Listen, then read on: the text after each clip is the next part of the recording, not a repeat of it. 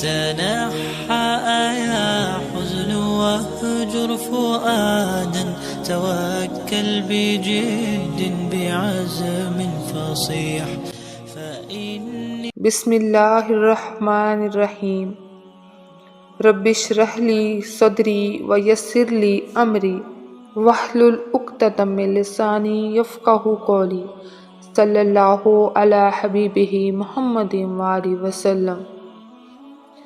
آج ہم lesson number 1 شروع کریں گے اور انشاءاللہ تعالی عربی کو سمجھنے، سیکھنے اور پھر اس کو آگے پھیلانے میں حصہ ڈالیں گے۔ سب سے پہلا جو ہمارا آج کا سبق ہے وہ ہے 2 زبر اور 3 زبر۔ اس لیسن کا نام ہے 2 زبر اور 3 زبر۔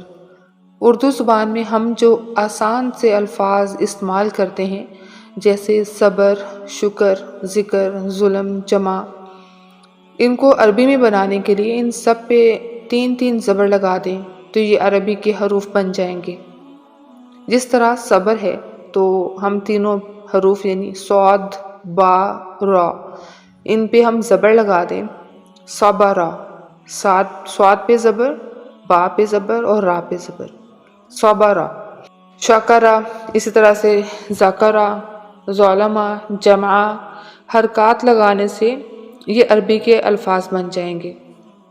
ان الفاظ پہ 3 زبر لگانے کے بعد ان کا ترجمہ ماضی میں ہو جائے گا، یعنی صبرا، اس نے صبر کیا، ذکرا، اس نے ذکر کیا، شکرا، اس نے شکر کیا، ظلما، اس نے ظلم کیا، اور جمع، اس نے جمع کیا۔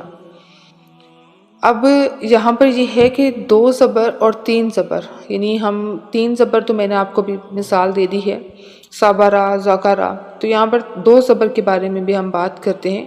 2 زبر میں یہ ہوتا ہے کہ پہلا اور آخری جو ہے حرف اس پہ زبر آئے گا، لیکن درمیان والے میں زبر زیر پیش کچھ بھی آ سکتا ہے، چاہے وہ 3 زبر ہے یا 2 زبر ہے۔ ان کا جو ترجمہ ہے وہ ہمیشہ ماضی میں کیا جاتا ہے، اور یعنی کام ماضی میں ہوا ہے، اس نے کیا، اور 3rd پرسن نے کیا، یعنی 1st پرسن جو بات کر رہا ہے یعنی میں، 2nd پرسن جس سے بات کی جا رہی ہے یعنی آپ، اور 3rd پرسن کوئی تیسرا جس کے متعلق بات کی جا رہی ہے۔ تو یہاں پر جو 3 زبر اور 2 زبر کا ترجمہ ہوتا ہے وہ 3rd پرسن کے بارے میں، یعنی وہ ایبسینٹ ہے، وہ حاضر نہیں ہے۔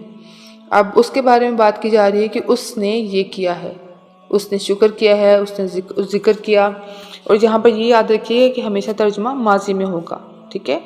اس نے صبر کیا، اس نے ذکر کیا، اس نے شکر کیا۔ اچھا، اب اس میں یہ ہے کہ 3 زبر کی پہچان یہ ہے کہ لفظ کے تینوں حروف پر زبر ہوگی، جیسے سجدہ، کفرا، رفعا، عبدا، خلقا۔ سجدہ، اس نے سجدہ کیا، کفرا، اس نے کفر کیا، رفعا، اس نے بلند کیا، عبدا، اس نے عبادت کی، خلقا، اس نے پیدا کیا۔ اور 2 زبر کی پہچان کیا ہے؟ 2 زبر میں لفظ کے پہلے اور آخری حرف پر زبر ہوگی، اور درمیانی حرف پر زبر زیر پیش کچھ بھی آ سکتا ہے۔ اب درمیانی حروف پر زیادہ تر زیر ہوتی ہے، جیسے حاسبہ، اس نے گمان کیا، عاملہ، اس نے عمل کیا، راحمہ، اس نے رحم کیا، علیمہ، اس نے جانا۔ اچھا، اب یہاں پر ایک بات ہے جو کہ آپ نے اچھے سے یاد رکھنی ہے کہ آیت یا حروف کے مطابق کبھی وہ لفظ یعنی وہ بھی آتا ہے، جیسے اب یہاں پر رجع ہے، رجع کا مطلب ہے لوٹنا۔ اب یہاں پر 3 زبر جب آ گیا تو 3rd پرسن ہو جائے گا، اور اس کے بارے میں بات ہوگی کہ اس نے کیا ہے، تو یہاں پر اس کا ترجمہ لفظی یہ بنے گا اس نے لوٹا، ٹھیک ہے؟ تو یہ مناسب نہیں لگتا۔ یا خرجہ کا مطلب نکلنا ہوتا ہے، تو اب یہاں پر اس نے نکلا، یہ بھی مناسب نہیں لگتا۔ امنا، اس نے ایمان لایا، راضیہ، اس نے راضی ہوا۔ تو کیونکہ عام طور پر اس نے لوٹا، اس نے نکلا، اس نے ایمان لایا اور اس نے راضی ہوا نہیں کہیں گے، بلکہ اس کی بجائے وہ کا استعمال کریں گے۔ اس نے اور وہ کے معنی سیم ہے، جملے کے مطابق استعمال کریں گے۔ اب ہم دیکھتے ہیں کہ کیسے ہوگا اس کا ترجمہ۔ رجع، وہ لوٹا، خرجہ، وہ نکلا، امنا، وہ ایمان لایا، راضیہ، وہ راضی ہوا۔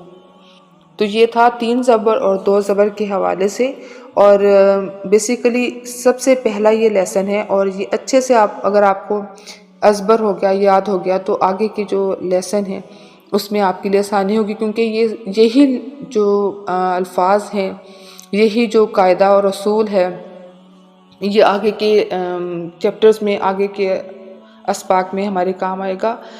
چینل کو سبسکرائب کر دیں تاکہ اگلی ویڈیوز کا نوٹیفیکیشن سب سے پہلے آپ تک پہنچے، اور جو بھی لیسن یہاں پر، لیکچر یہاں پر آئے وہ آپ سن سکیں۔ جزاک اللہ خیر۔